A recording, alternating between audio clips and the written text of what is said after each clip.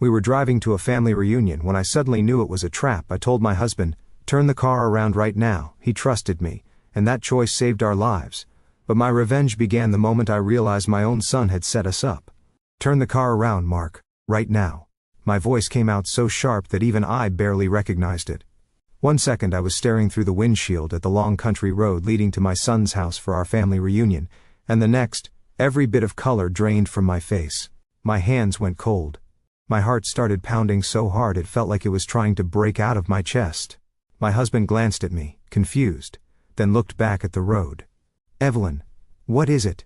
"Please," I whispered, then louder, "turn the car around now." He had been married to me for 38 years. Long enough to know when I was simply upset and when I was truly afraid. He did not argue again. He gripped the steering wheel, checked behind us and made a quick turn onto the narrow shoulder. Gravel snapped under the tires. My breathing came fast and shallow as our car pointed away from the reunion, away from the house where our son Daniel had promised there would be laughter, music, barbecue, balloons for the grandchildren, and one big happy day for the family. But I knew better now.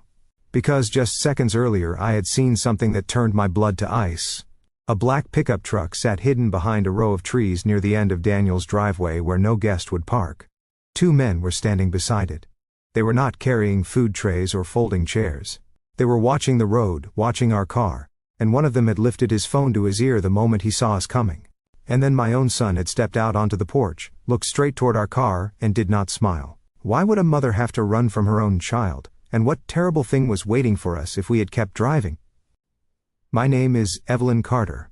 I am 66 years old, a mother of 2, a grandmother of 4, and until that day I believed the worst pain a child could give you was coldness. I had no idea a son could do something that would make his own mother fear for her life. As Mark drove faster down the road, he kept glancing at me. "Evie, talk to me." I turned in my seat and looked out the back window. No one was following us yet, but that did not calm me. My chest still felt tight. "Don't go to the house," I said. "Don't stop anywhere near here, just drive." He nodded. Okay, that was the kind of man Mark was, steady, quiet. The sort of husband who did not need every answer right away. Still I could feel his worry filling the car. We drove in silence for almost 5 minutes before he pulled into an old gas station with a faded blue sign and a small diner attached to it. It was the kind of place truckers stopped for coffee. A few people stood near the pumps. An elderly woman was watering flowers by the diner door. Safe enough, I thought.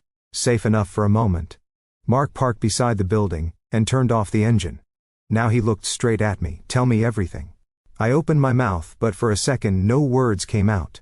My throat felt dry. I reached for the bottle of water in the cup holder, unscrewed the cap with shaking fingers and took a sip. "I saw Daniel," I said. He frowned. "Well, of course you did. We were going to his house." "No," I said, "I saw his face." That made Mark go still. There are some things you only understand after building a life with someone. A stranger would not know what I meant, but Mark did. He knew I was talking about the look in our son's eyes. Daniel had my dark hair and Mark's strong jaw. As a boy he had the brightest grin in the world. When he was 7 he used to run to the door every evening shouting, "Dad's home!" When he was 10, he once cried for an hour because he found a baby bird on the sidewalk and wanted to save it. When he was 16 he started changing, little by little. He lied more, he laughed less. He became secretive, proud, easily angry. But even then, even through all of that, I could still usually find a little softness in his face. Not today. Today when he stepped onto that porch and looked at our car, his expression was hard, flat, almost waiting. Like he knew exactly what was about to happen. Mark leaned back slowly. "What else did you see?" "The truck, the men," I swallowed. They were hiding Mark, they were not guests. And Daniel looked at them before he looked at us. Mark's brows pulled together. "You're sure?" "Yes," I gripped his arm. And then one of those men lifted his phone. It felt wrong. Every part of me said it was wrong. He looked through the windshield at the empty road. Could it be some kind of work thing? Maybe Daniel hired help for the party. I wanted that to be true. I wanted it more than anything. But deep inside, I already knew the answer. "You didn't see his face," I said quietly. That was not a son waiting for his parents. That was a man waiting for something to begin. Mark exhaled slowly and rubbed his chin. "Then we call the police." The words should have comforted me. Instead they made my stomach twist. Because if we called the police, then I would have to explain the thing I had stayed silent about for 3 months. And silence, I was beginning to understand, is often where trouble grows. I looked down at my wedding ring. My hands had stopped shaking a little, but only a little. "There's something I should have told you," I said. Mark's face changed at once, not angry, just alert. "What is it?" Before I could answer, my phone buzzed in my purse. "Daniel." My whole body stiffened. Mark looked at the screen, then back at me. "Don't answer if you don't want to." But I already knew I needed to hear his voice. I pressed accept and put the phone on speaker. "Mom," Daniel's voice came out warm, smooth, almost cheerful, too cheerful. "Where are you guys?" "Everybody's here." Everybody. That word sent a chill through me, because I was no longer sure who everybody really meant. I tried to keep my voice steady. "We had to stop for gas." There was a tiny pause, tiny but there. "That's strange," he said. "Dad filled the tank before you left." Mark's eyes lifted to mine. I said nothing. Daniel laughed softly. "Mom, are you okay? You sound nervous." I looked at the diner window at my own reflection, pale and frightened, and suddenly I remembered another phone call. Late at night, 3 months ago, Daniel whispering, talking about money, talking about pressure, talking about doing something just once to fix everything. At the time I had told myself I must have misunderstood. I wanted to believe I misunderstood. A mother can lie to herself when the truth hurts too much. Now I knew I had hurt him clearly. "Mom," Daniel said again. "We are not coming," I blurted out. The line went quiet. Then his tone changed. Wise, not sad, not disappointed, sharp. I felt Mark sit straighter beside me. "We are not coming," I repeated. Daniel lowered his voice. "Did someone talk to you?" My fingers tightened around the phone. "Talk to me about what?" Another pause. Then his soft voice returned, but it sounded fake now, like a smile painted on a wall. "You're making this weird, Mom. The kids are waiting. Lily made that peach pie you like." Lily was his wife, sweet on the outside, careful with her words, always hugging too long and smiling too big. I used to think she was just trying hard to be loved. Lately, I had begun to wonder if she watched people the way a person watches locked doors, always thinking about how to open them. "Tell the kids I'm sorry," I said.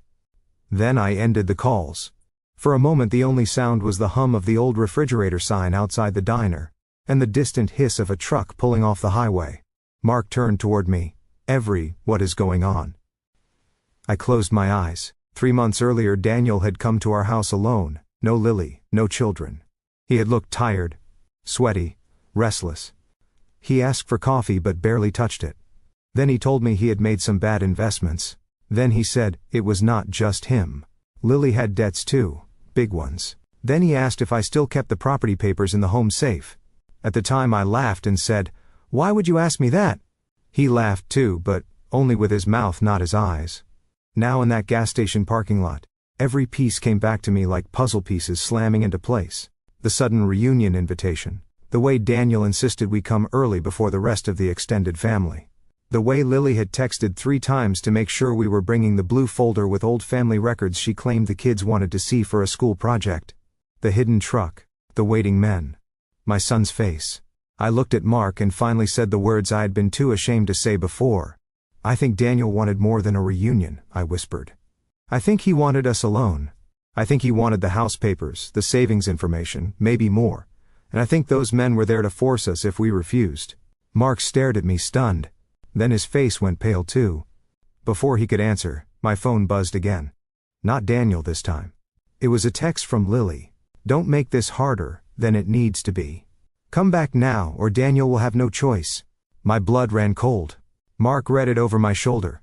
Then at that exact moment, a black pickup truck turned off the highway and rolled slowly into the gas station parking lot.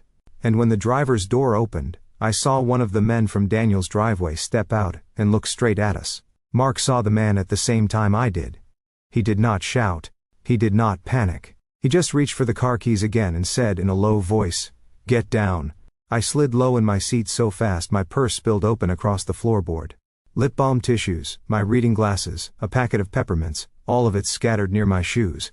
My heart hammered so loudly I could barely hear anything else. Through the side window, I saw boots crossing the cracked pavement of the gas station. Slow steps, calm steps. The kind that belong to someone who believes they already have control. Mark started the engine. The black pickup stopped 2 rows away, blocking the easiest path out. The man who stepped out was tall and broad in the shoulders. He wore a faded brown jacket and a baseball cap pulled low. From where I sat, I could not see all of his face, but I did not need to. I knew that body. I knew that walk. He was one of the two men hiding near Daniel's driveway. The diner door opened behind us. A waitress came out carrying a tray of empty glasses, saw the truck, saw our car and slowed down. The old woman with the flowers had stopped watering. Even the air seemed to freeze. The man lifted one hand like he was greeting a friend. Mark put the car in reverse. The man's smile disappeared. Then another truck pulled into the lot behind us. My breath caught so hard it hurt. "They boxed us in," I whispered. Mark's jaw tightened. "Not yet." He turned the wheel sharply, drove backward over the curb, and cut across a patch of dry grass behind the gas station. The car bounced so hard I hit my shoulder against the door. I grabbed the handle above the window, and held on. A trash can flew sideways in the mirror. Someone shouted. The black truck roared to life behind us. We shot past the diner and onto a smaller side road that ran behind the station. Gravel sprayed under the tires. My husband was not a man who drove wild. He obeyed speed limits. He used turn signals on empty roads. But in that moment he drove like a man who understood that our lives mattered more than rules. I twisted around in my seat and looked back. The truck was following us. "Call 911, Mark said. My fingers fumbled over the screen. I hit the wrong button twice before I finally made the call. The operator answered, calm and clear, and I tried to explain through my shaking breath that we were being followed near Miller County Road, that we had reason to believe men were trying to stop us, that our son's family reunion might have been a setup. Even to my own ears it sounded unbelievable. The operator told me to stay on the line and keep describing where we were. I did. I read street signs. I described the truck. I told her there were at least two men, maybe more. I did not mention Daniel's name at first. Saying it out loud felt like swallowing broken glass. The road curved through open fields and thin trees. The truck stayed close enough for me to see dust rolling off its hood. Then it sped up. "Mark," I said, my voice cracking. "They're getting closer." I knows. Ahead of us the side road split. One way led toward town. The other cut deeper through older farmland and empty storage buildings. Mark took the town road without hesitation. The truck followed. I pressed the phone closer to my ear. The operator said deputies were on the way, but the nearest patrol car was still several minutes out. Several minutes. It sounded like forever. Then my phone beeped with another call coming through. "Daniel." I ignored it. Then, "Lily." I ignored that too. Then Daniel again. Mark glanced at me for half a second, put it on speaker. I answered. "Mom, stop this right now," Daniel said, and the fake scared. I stared ahead at the road. "You sent men after us." "No," he snapped. "I sent friends to bring you back before you ruined everything." Everything. The word struck me like a slap. "What did you plan to do?" I asked. "Scare us, corner us, take our papers, take our money." "It was not supposed to be like this," he said. That hurt more than if he had shouted. Not because it made things better, but because it proved they were real. Mark kept driving, eyes fixed on the road. I said, "Then tell me exactly what it was supposed to be." Daniel's breathing came through the speaker hard and uneven. For a moment I heard voices in the background, Lily saying something sharply, a child laughing far away that almost made me cry. Children were there, our grandkids were there, near whatever ugly thing their parents had built. Then Daniel spoke again, lower this time. "You were just supposed to sign some things."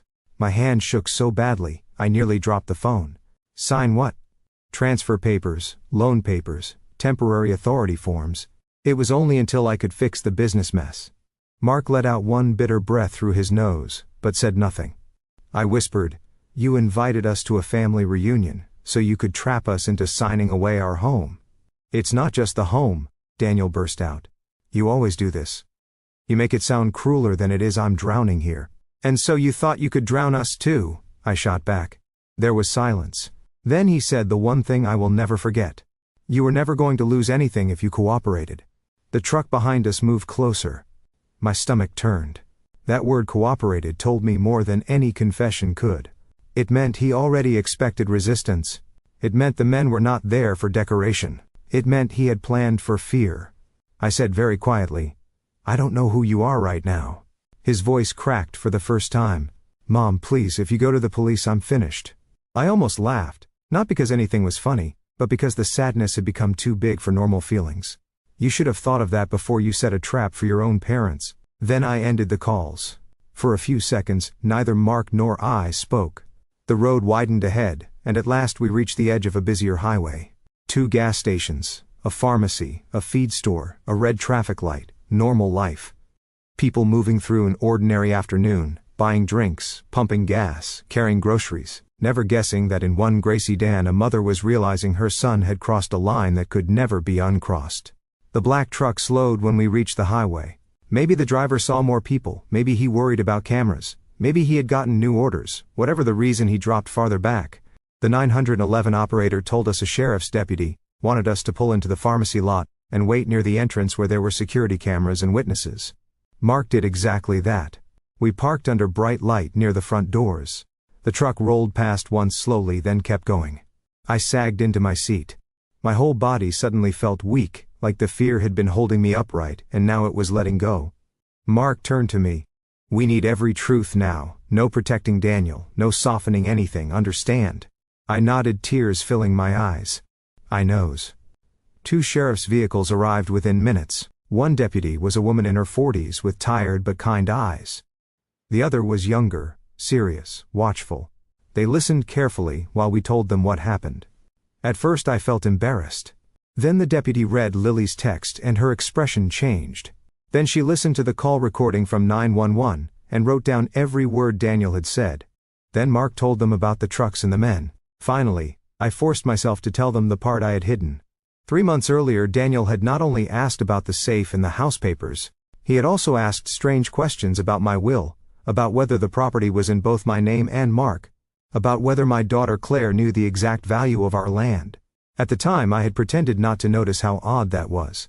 Then 2 weeks later I found a copy of our old property survey missing from the home office. I had blamed myself. I thought maybe I misplaced it. Now I knew better. The older deputy, whose name tag read Hensley, asked, "Did your son have access to your house?" "Yes," I said, "he used to. He still had an old key for emergencies. At least I thought it was for emergencies." She wrote that down. Then she asked, "Has he or his wife been under financial stress?" I laughed once. Dry and bitter, that's putting it gently. And slowly, piece by piece, the full shape of the problem began to show. Daniel had started a small construction company 2 years earlier with a business partner named Vince Parker, no relation to us. At first things went well. Then Daniel borrowed too much money trying to expand fast. He bought equipment he could not afford. He promised workers jobs that never fully came through. Lily had also been spending money like success was guaranteed: new furniture, private school deposits, designer things she liked to hide under the word investments. When the business started sinking, they did not slow down. They borrowed more. Then came the worst part. Not all the money came from the bank. Some came from men who did not wait politely for payment. I saw Hensley's pen stop for a second. "How do you know that?" I looked down at my hands. "Because I overheard him one night on the phone. He said, 'I'll get them to sign. Just give me until the reunion.' I told myself I must have misunderstood. I told myself no son would mean his own parents." Mark closed his eyes briefly. I felt sick with shame. "I should have told him," I whispered. "I should have told someone." Hensley's voice softened. "You are telling us now." But that did not erase the guilt. It only named it. The deputies asked if Daniel had ever been violent before. I said no, not exactly, but there had been flashes, broken dishes, a door slammed so hard the frame cracked, harsh words, that kind of anger that fills a room before a person even raises a hand. Hensley asked one more question.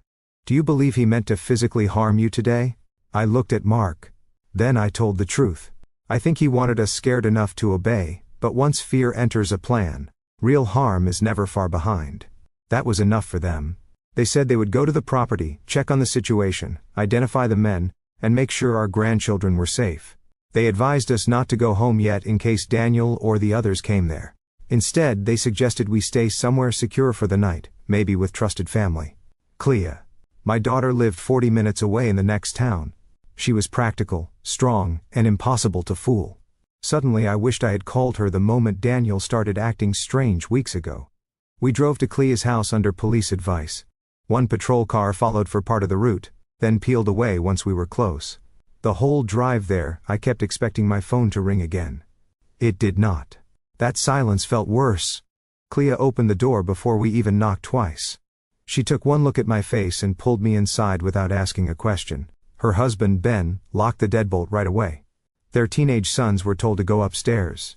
Then Qley sat me at the kitchen table, made tea I barely tasted, and listened to everything. At first she looked stunned, then angry, then something even sadder. Hurt. I knew something was off with Daniel, she said quietly, but not this. Mark stood by the window, watching the street. Qley asked, "Did the police go to the house?" "Yes, and the kids. They said they'd check on them." Qley pressed both hands against her mouth, then lowered them. Those poor children. That was the thing about Qley. Even in anger she looked for the smallest innocent people in the room. The evening dragged on, every minute felt stretched, the sun went down, Ben turned on porch lights, Qley kept her phone in her hand, Mark paced. I sat at the table thinking about Daniel at 5 years old, Daniel at 10, Daniel at 18, Daniel on his wedding day, Daniel holding his first baby, and every memory kept crashing into the next one, until I could not separate the son I loved from the man who had set a trap. At around 8:30, Deputy Hensley called. I put her on speaker. Her voice was calm, but there was an edge under it. We went to the reunion address. Most of the guests had already been sent away. "Your grandchildren are safe. They're with a neighbor right now while we sought out next steps." I nearly cried from relief. "And Daniel?" Mark asked. There was a pause. "Your son is not at the house." The kitchen went still. "What do you mean, not there?" Qley asked. "He left before we arrived," Hensley said. "His wife is there. She claims this was a misunderstanding and says the men were only business associates helping with events set up. However, one of the trucks we were given has now been found abandoned near a service road. We are still looking for the driver and for Daniel." A cold feeling moved up my back. Then Hensley said the part that chilled me most. "We also found several unsigned property transfer documents on the dining room table, along with copied records from your home file. Mrs. Carter, one of those papers includes a forged practice version of your signature." My mouth fell open. Qley made a sound of pure disgust. Mark's hand curled into a fist. But Hensley was not done. "There's one more thing. A neighbor says your son left in a hurry after taking a locked metal box from the garage. Do you know what might be in that box?" I stared at the table. Then the answer hit me so suddenly I felt dizzy. The family safe box. Not the one in our house. The old one. The one Daniel believed still held the original deed to the lake property. My father left me. And if Daniel had gone after that box, then he was not running away. He was still trying to finish what he started. I pushed my chair back so fast it scraped hard across Qley's kitchen floor. "He thinks the deed is in that box," I said. Mark turned from the window. "Are you sure?" "Yes," I said. "He asked about it years ago when my father died. I told him the lake property papers used to be kept in a metal box in the garage before we moved most documents into the home safe. He must have remembered." Qley crossed her arms tightly over her chest. "Used to be kept there." I nodded. "The real deed is not in that box anymore. I moved it to the bank almost 6 years ago. But Daniel doesn't know that." For one tiny second, relief passed through the room like a weak breeze. Then it disappeared. Because even if the real deed was safe, Daniel had still stolen the box, forged my signature, and tried to trap us with strange men waiting near his house. The problem was far bigger than one paper. Deputy Hensley's voice came through the phone again. "That helps us. Do not leave the house tonight. Lock everything. We may need you to come in tomorrow morning to make full statements and review the documents we recovered. We'll be here," Mark said. After the call ended, silence settled over the kitchen. Qley sat down slowly across from me. Her face looked pale under the soft light above the table. "Mom," she said very gently, "I need to ask something and I'm not trying to hurt you. Did you ever give Daniel reason to think he could do this and you would still protect him?" The question stung because it was fair. I looked at my hands for a long moment. "Yes," I said. Mark let out a quiet breath, not angry, just sad. It was true. I had protected Daniel too many times. Not from scraped knees or schoolyard problems, that was normal. I mean the bigger times, the dangerous times. The times when love stopped being help and started becoming cover. When Daniel was 15 and got caught stealing headphones from a store, I told the manager he was grieving his grandfather and not thinking clearly. When he was 19 and borrowed money from his sister and never paid it back, I told Qley to let it go because her brother was finding his way. When he was 27 and shouted at Mark during Thanksgiving dinner over a loan, I made dessert, changed the subject, and acted like the room had not just cracked down the middle. Each time I told myself I was keeping the family together. Now I saw what I had really done.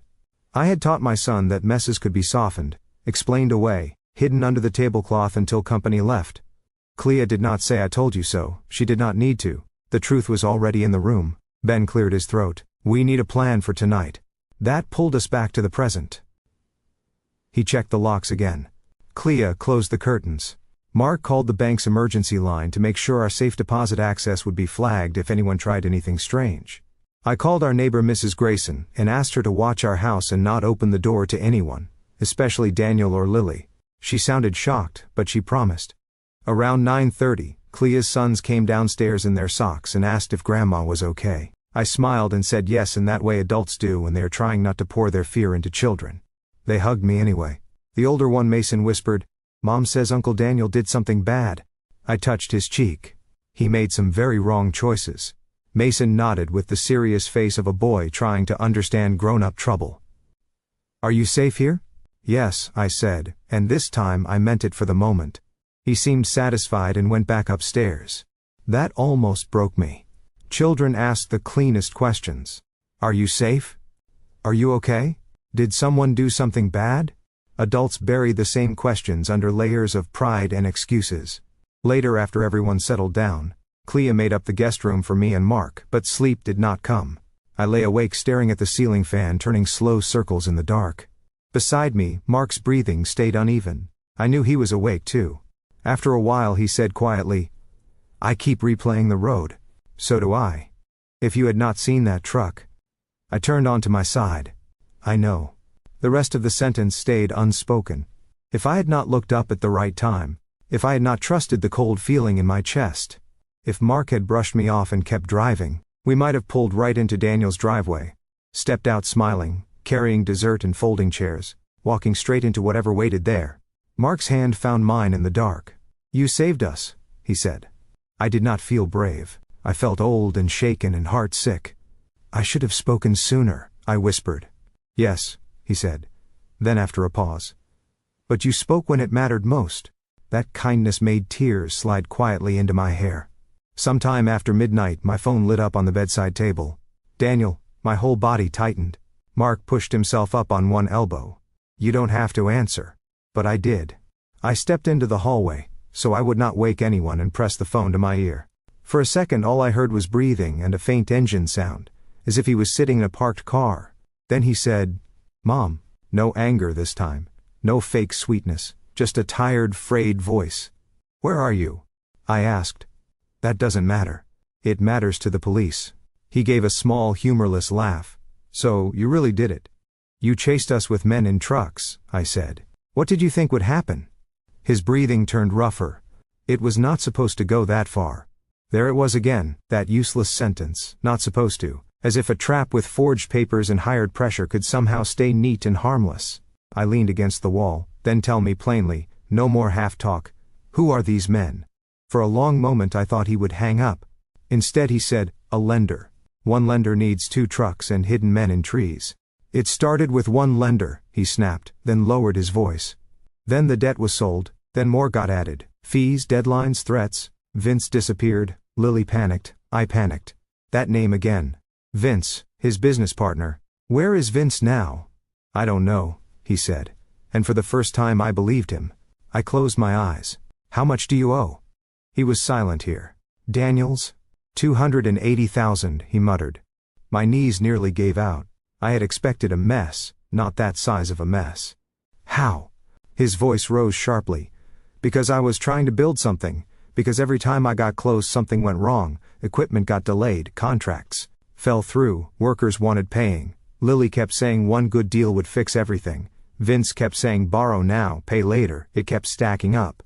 And instead of telling us the truth, you decided to steal from us."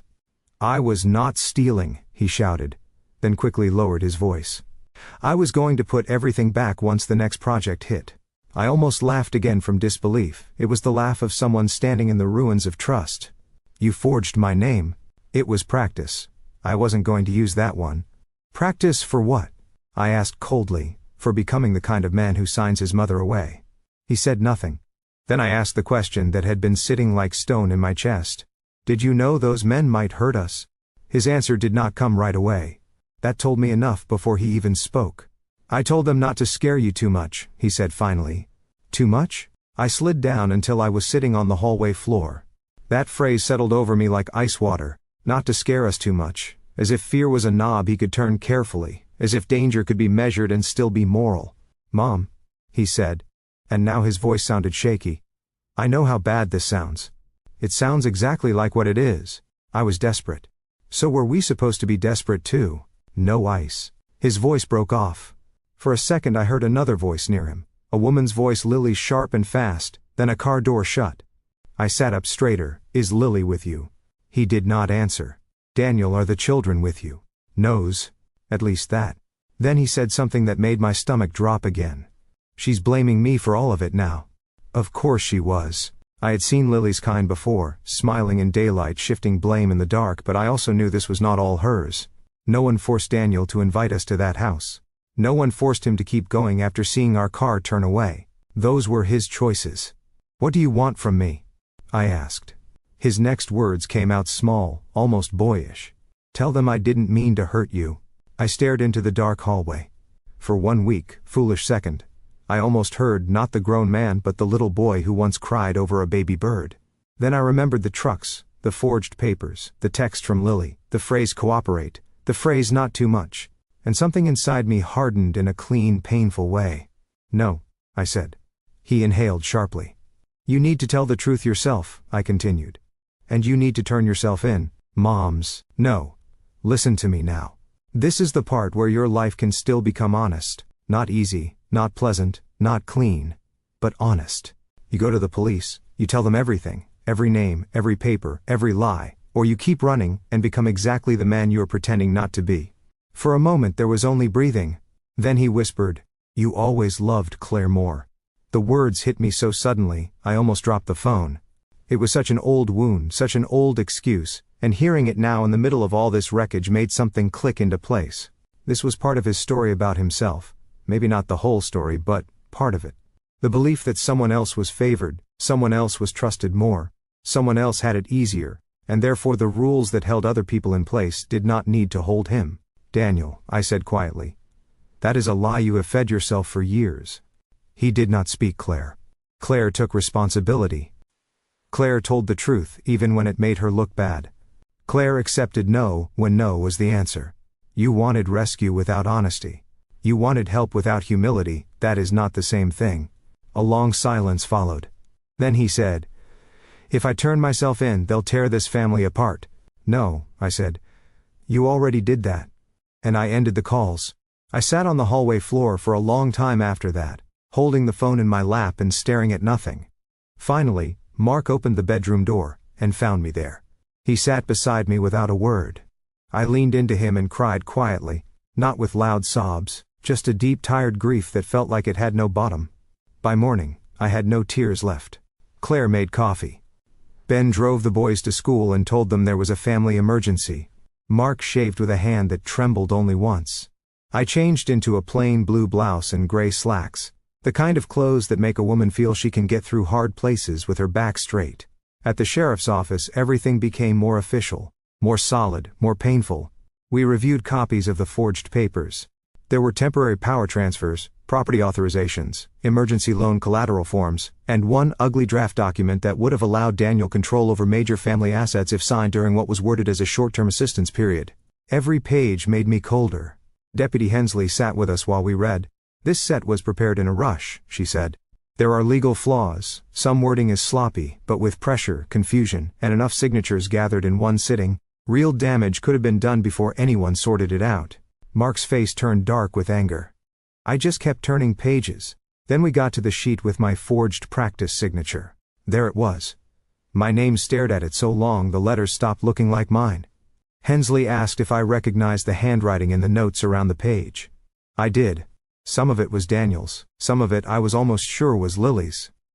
And then came the part I had not expected. Hensley slid over a photo taken from Daniel's dining room table before evidence was collected. In the corner of the picture, half covered by a legal pad, was a yellow note card. My breath caught. I knew that card. It was one of mine. I used yellow cards for recipes, reminders, birthdays, little household notes. This one had been in my kitchen drawer a month ago. "Can I see that closer?" I asked. Hensley zoomed in. The note read, "Bring blue folder. Ask about bank access. Keep marked, calm. If needed, separate them." The room seemed to tilt. Mark leaned in hard. "Separate them." My mouth went dry. That was not just about papers anymore. That was a plan for control, for division, for making one parent easier to pressure without the other in the room. I pressed my fingertips to my lips. Hensley said gently, "Mrs. Carter, we need to know if there's anything else in your home or family history that points to premeditation, anything unusual, missing copy, discussed." And suddenly I remembered one more thing. 2 weeks ago, Lily had taken me aside during my granddaughter Emma's dance recital. She smiled and chatted about costumes and shoes and traffic. Then, so casually it almost slipped past me, she asked whether Mark still kept his heart medicine in his coat pocket when he traveled. At the time I thought it was concern. Now the blood drained from my face. Mark looked at me. "What?" I turned slowly toward him. "Lily asked me about your medicine." The silence that followed was terrible. Hensley's expression sharpened immediately. "What exactly did she ask?" I repeated it word for word. The deputy beside her straightened in his chair. Mark's face lost color. "Could they have been planning to separate me from my meds?" he asked. I stared at the yellow card again. "Keep Mark calm, if needed, separate them." My heart pounded. Maybe it meant only keep him talking. Maybe it meant lead him away. Maybe it meant create confusion. But once people start planning fear, every innocent explanation begins to die. Hensley stood. "I need to make another call." She stepped out with the younger deputy, leaving me and Mark in a small interview room that suddenly felt too tight. Mark looked at me with quiet horror, heavy. I reached for his hand across the table. "You're here, you're safe. For now," he said. That was the truth of it, for now. A few minutes later, Hensley returned. But her face told me the day was about to get worse before she even sat down. "We've located Lily," she said. "But not under normal circumstances." My stomach dropped. "She was found at a motel 20 miles east of town," Hensley continued. "She was trying to leave with cash, jewelry, and a folder of copied family financial records, and she was not alone." I gripped Mark's hand harder. "Who was with her?" he asked. Hensley looked directly at me. "Your grandson, Tyler." For a second, I truly thought I had heard her wrong. "Tyler?" I repeated. Deputy Hensley nodded once. "Yes." My chest tightened so fast I had to press a hand against it. Tyler was Daniel and Lily's oldest child, 14 years old, all elbows and sneakers and half-finished jokes. He still forgot where he put his backpack. He still asked for extra syrup on pancakes. He was old enough to understand a lot, but not old enough to be dragged into adult schemes. Mark's voice came out low and rough. "Was he hurt?" "No," Hensley said quickly. "He's physically fine, shaken but fine." I closed my eyes in relief for 1 second, but the relief did not last. Why was he with Lily at a motel carrying stolen records and valuables while Daniel was still missing? Hensley pulled out a chair and sat down again. "We are trying to sort out whether Tyler went willingly, whether he understood what was happening, and whether Lily was using him as cover. Right now he is with a juvenile support officer and a family services counselor. He keeps asking for his grandmother." That finished me.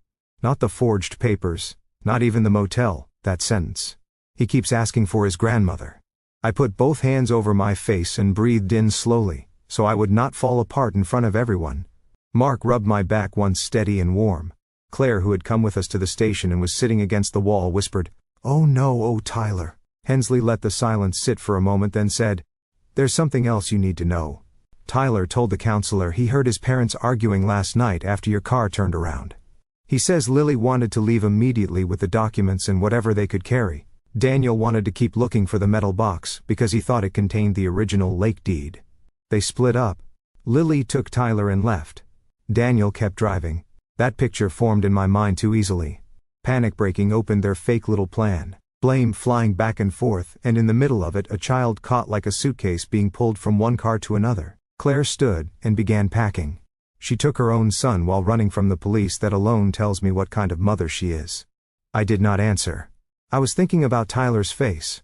I was thinking about the younger children too, Emma and Noah. waiting with some neighbor while their home turned into a police scene and their parents turned into strangers. Then another thought hit me. Why Tyler? I asked. Hensley's eyes flicked to her notes. According to him, Lily told him they were taking a little trip because the family was having drama and she needed help carrying bags. He says she promised him fast food and told him not to ask questions. Mark muttered something under his breath that I could not fully catch, but I knew it was anger. I looked at Hensley. Can I see him? She hesitated, then nodded. Likely yes after we finish here, but before that we need to know whether Tyler may have seen or heard anything important. I sat up straighter and forced myself back into the room. Ask me. She turned a page.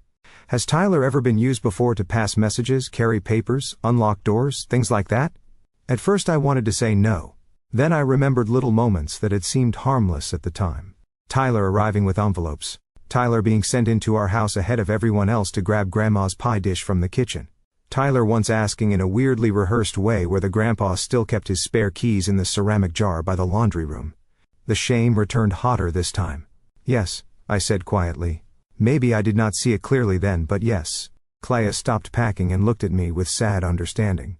She was not blaming me. That almost hurt more. Hensley wrote that down. You are helping more than you realize. Maybe, but it did not feel like help. It felt like walking backward through my own mistakes and naming them one by one. We spent another hour with statements and timelines. The station felt cold, too bright, full of footsteps and ringing phones and doors opening and closing. At some point someone brought paper cups of coffee. I took one and forgot to drink it. Finally, near noon, Hensley led us to a smaller room with softer chairs and a box of tissues on the table. A counselor stood by the window and sitting beside her, shoulders hunched, was Tyler. The moment he saw me, he burst into tears. I was across the room before I even knew I had moved. He stood and crashed into me, all lanky arms and fear and child smell, and held on so tightly my heart ached. I wrapped both arms around him and said the only thing that mattered first. You are safe, you are safe, you are safe. He cried into my blouse like he had when he was 6 and scraped his knee at the park. Mark put a hand on Tyler's shoulder. Hey buddy. Tyler looked up at him with red eyes.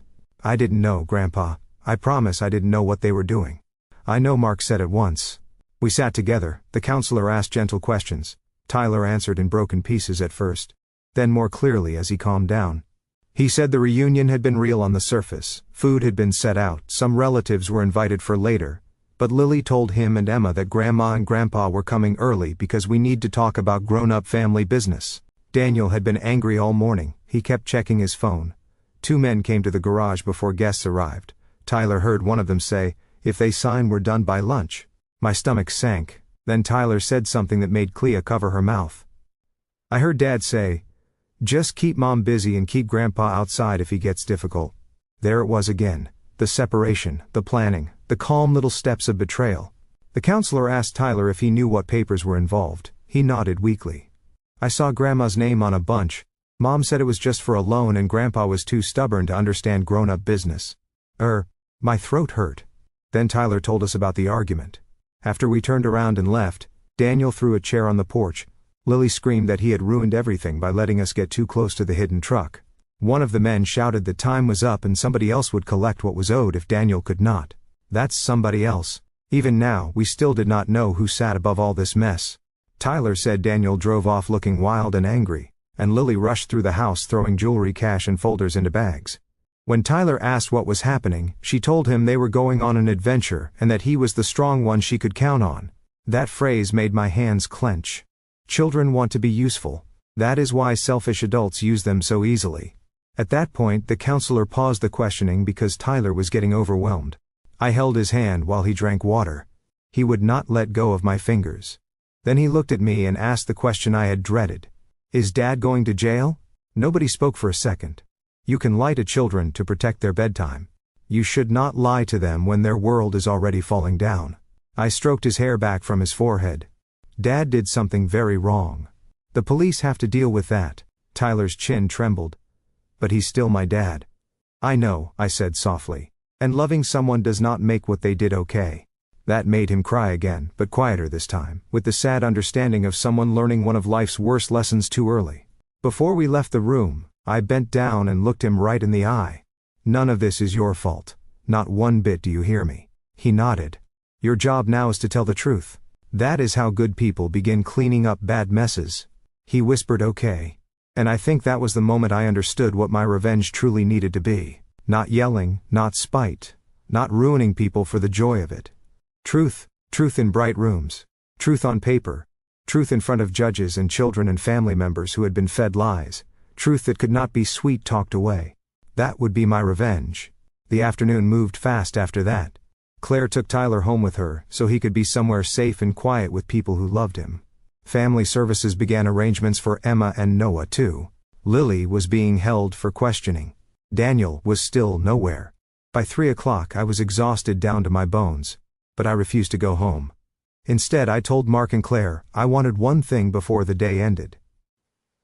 "I want every lock changed," I said. Mark nodded immediately. "And I want the whole family to know why." Claire blinked. "You want to tell everyone today?" "Yes." Both of them stared at me. A week ago I would have begged for privacy. I would have said, "Let's keep this quiet. Let's protect the grandchildren. Let's avoid scandal. Let's give Daniel room to explain." But secrecy had already done enough damage. "No more hiding," I said. "No more protecting lies with silence." Mark's face softened, and under all the pain I saw a little pride there. So that evening, with the sheriff's office aware, and our lawyer already contacted, we gathered what immediate family we could by phone and video call. My sister Ruth, my cousin Janet, Daniel's younger brother-in-law, Claire's husband beside her, a few others. No gossip chain, no dramatic performance. Just the people who needed truth before 4 stories reached them first. I sat at Claire's dining table with my back straight and told them. I told them there had been a trap disguised as a reunion. I told them forged papers were found. I told them Daniel had involved outside men connected to debt. I told them Lily had fled with stolen records, and Tyler in tow. I said the grandchildren were safe. I said we were cooperating with police. I said there would be no more pretending. The reactions came in waves. Shock, tears, questions. One relative kept saying no under her breath. Another asked if I was absolutely sure. Claire answered that one before I could. Ruth cried openly, and then apologized for crying, which made me want to cry too. Janet asked the practical questions about custody school, and whether the children would need overnight bags from the house. Not one person defended Daniel once they heard the facts plainly. That mattered. Because lies grow strongest in confusion, the more clearly I spoke, the smaller his false story became. At one point cousin Janet said, "Evelyn, you sound stronger than I've heard you in years." I looked down at my folded hands. "I had to become stronger," I said. The old version of me helped create this by swallowing too much. Nobody argued with that. When the calls ended, the house was quiet again. Claire reheated soup that none of us really wanted, but we ate because human beings still need dinner even when their family is falling apart. Tyler sat at the far end of the table, eyes swollen, spoon moving slowly. Emma and Noah had arrived by then too, sleepy and confused, clinging close to Claire. The little ones did not know the full truth yet. They only knew Mom and Dad were in trouble, and Grandma kept kissing their heads too often.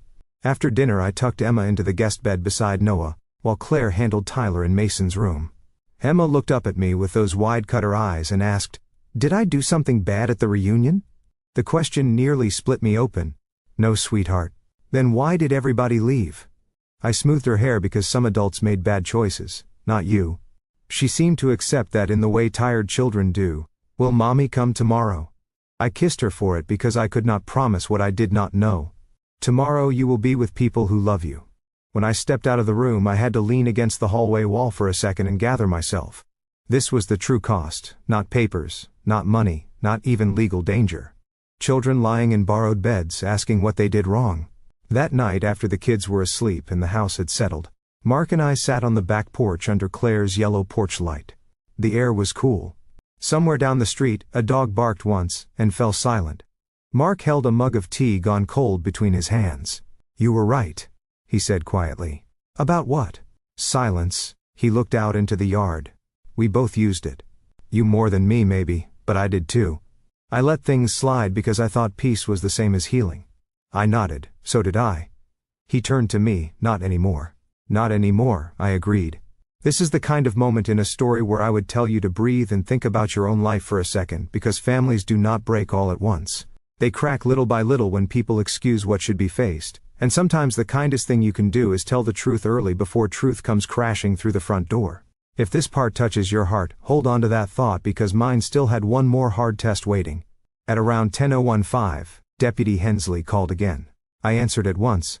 Her voice was clipped and urgent. "Mrs. Carter, we've located Daniel's truck." I stood up from the porch chair so fast it tipped backward. "Where?" "Near the old Carter Lake property access road." Every bit of air seemed to leave my body. The lake property, my father's land, the place with the small cabin, the tools shed, the fishing dock, and the old storm cellar under the hill. A place Daniel knew from childhood, a place quiet enough to hide in, a place tied directly to the deed he thought he needed. Mark was on his feet now too, reading my face before I even put the phone on speaker. Hensley continued. "There are signs someone is there, possibly armed, and we found something else at the scene." My voice came out thin. "What?" "A handwritten note left under the truck windshield. It appears to be for you." I gripped the phone harder. "What does it say?" There was a brief pause and then she read it. "Come alone, Mom, you owe me one last conversation." And under that, in Daniel's writing, were 6 words that made my blood run cold. "Bring the real deed or else." I stared into the dark yard so hard that for a second I could not see anything at all. "Bring the real deed or else."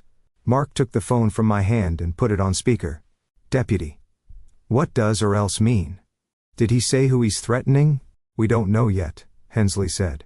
"That's why I need you both to stay where you are. Do not go to the lake property. We are sending officers there now." But even before she finished, I knew exactly what Daniel was doing. He was reaching for the oldest trick in a broken family. Fear, make the mother panic, make her think only she can fix it. Make her rush and alone carrying the thing he wants. And for the first time in my life, I was not going to let my son use my love that way. "We are not coming," I said firmly. "And I'm not bringing anything." "That is the right choice," Hensley said. "Stay available. We may need to ask about the property layout." After the call ended, Mark picked up the porch chair and set it back on its legs. "You're shaking," he said. "I knows. Sit down." "I don't want to sit down." I wrapped my arms around myself and looked toward the dark line of trees beyond Claire's backyard. "He used to fish there with your father," I said softly. "He used to beg for one more hour on the dock every summer." Mark's face tightened. "That boy is gone right now." I swallowed hard, maybe. But the man he became still knows exactly which memories to use against me.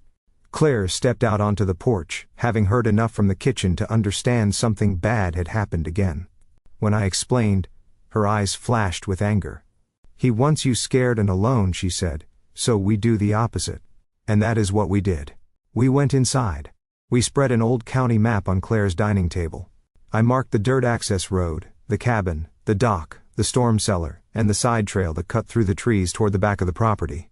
Mark told them where the gate tended to stick. I told them where Daniel would likely hide if he wanted to watch the road before being seen. Deputy Hensley stayed on the phone while other officers moved in. Every minute felt like 10. Nobody touched the tea Claire made. Tyler stood in the hallway in his socks, face pale, listening even though he was supposed to be in bed.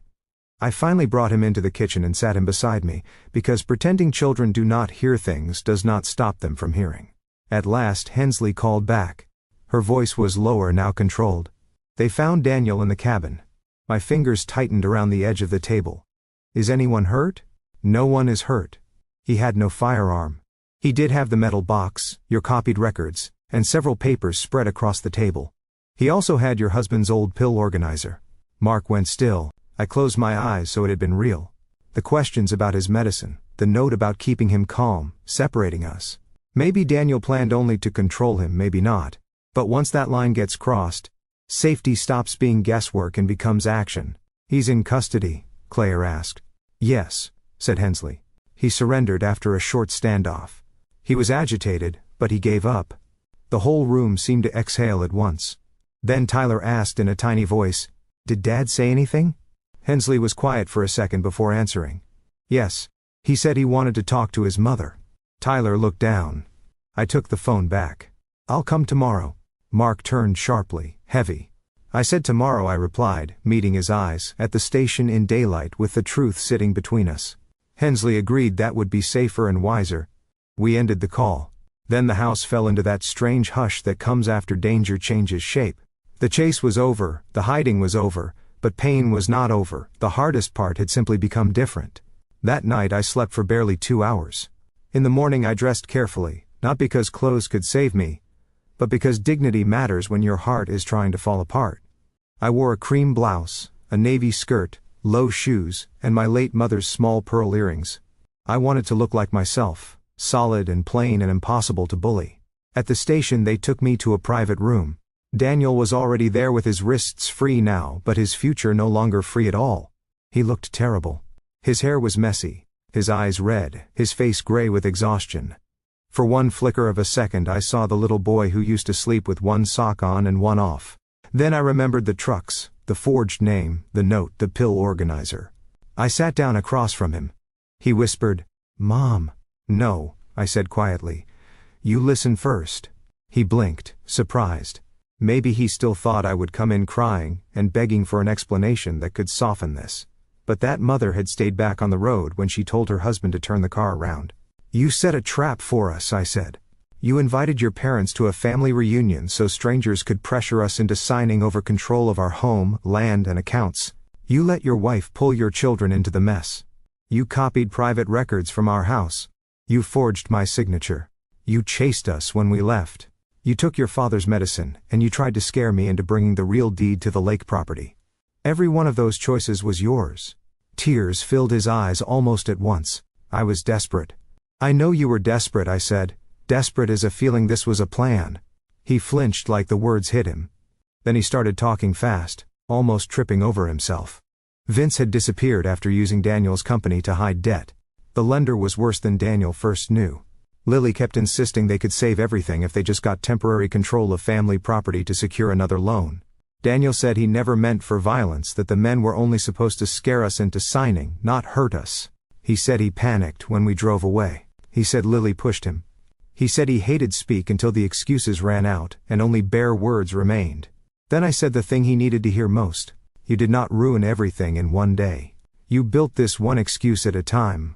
He looked at me with such raw misery that I almost looked away, almost. "But here is the part that still belongs to you," I continued. "You can tell the full truth, not pieces, not blame. All of it, every debt, every paper, every person involved." He stared at the table. "Would that change anything?" "Yes," I said. "It would change what kind of man you are from this day forward." For a long time he said nothing. Then very quietly he nodded. And he did tell the truth. Not all at once and not proudly. But fully enough for the police and lawyer to connect the whole chain. Vince had introduced Daniel to a private lender after the business started failing.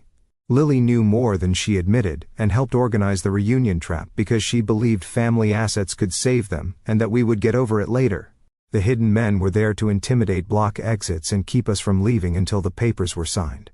The yellow note was written partly by Lily, partly by Daniel. The question about Mark's medicine was not supposed to kill him. Daniel insisted only to make him easier to pressure if he got stressed. Hearing that still made me sick, but at least it was said plainly. No more shadows. Lily was charged too. The lenders were investigated. Vince was later found in another state and brought back to answer for fraud. It took months for the legal process to grind forward, but it did. And meet. My revenge was not loud. It was not cruel. It was clean. I refused to lie for them. I gave every statement. I turned over every document. I stopped telling myself family shame was worse than family truth. I worked with Claire and Mark to protect the grandchildren. Temporary custody arrangements were made. The children stayed mostly with Claire and Ben while the courts sorted everything out. Tyler went to counseling. Emma stopped waking up crying after a few weeks. Noah began smiling again when Mark took him fishing at a safe little pond near Claire's house. One Sunday afternoon, a month after the arrest, Tyler sat beside me on Claire's porch swing and asked, "Grandma, do you still love Dad?" It was the kind of question only a child would ask so directly. "Yes," I said after a moment, "but love is not the same as trust." He thought about that. "Will you ever trust him again?" I looked out at the yard where Emma and Noah were chasing bubbles. "Not in the old way," I said. "Trust has to be rebuilt with truth, and truth takes time." Tyler nodded slowly. "I think I get that." He did get it too young, but he got it. Months later, after court dates and long meetings and difficult paperwork, Daniel wrote me a letter from county jail before sentencing. He did not ask me to save him. That was new. He did not blame he took was really a theft from the future, his own and ours. He wrote that hearing Tyler cry at the station broke something in him that should have broken years earlier. He wrote that he was sorry. I cried when I read it. Not because it fixed everything. It did not. But because it was the first honest thing he had given me in a very long time. I wrote back only once before sentencing. I told him I hoped he would spend the next years becoming a man his children could one day safely know again. I told him sorry matters only when it grows legs and walks into changed behavior. I told him I would not rescue him from consequences, but I would pray that consequences finally taught him what comfort never had. He was sentenced. Lily was sentenced too, though differently because of her role. Vince got his own separate punishment. The business collapsed completely. The house Daniel and Lily lived in was lost. It was ugly, and sad, and very public. But the children were safe. That is what mattered most. As for me and Mark, we changed the locks, changed the alarm system, moved more records to the bank, and changed something even bigger in the family.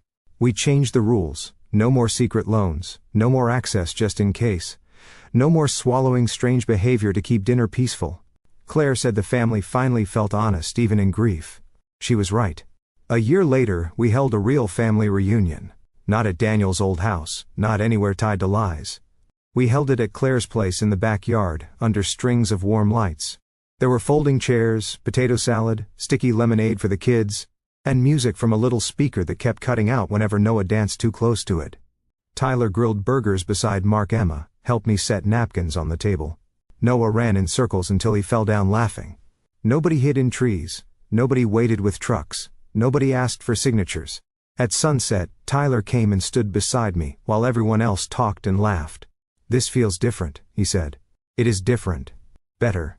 I looked around at the people I still had, the ones who chose truth even when it hurt. "Yes," I said, "much better." And that is where I will leave you with one simple lesson I learned too late but not too late to pass on. Trust your instincts. Speak when something feels wrong. Silence can protect peace for an hour, but truth can protect a life for years. The day I told my husband to turn the car around, I thought I was only escaping a trap. I did not know I was also turning my whole family away from one kind of future, and forcing us toward a harder but cleaner one. And I never saw my son the same way again. But because I finally chose truth over silence, I was still here to see my grandchildren laugh. Thanks for watching. Take care. Good luck.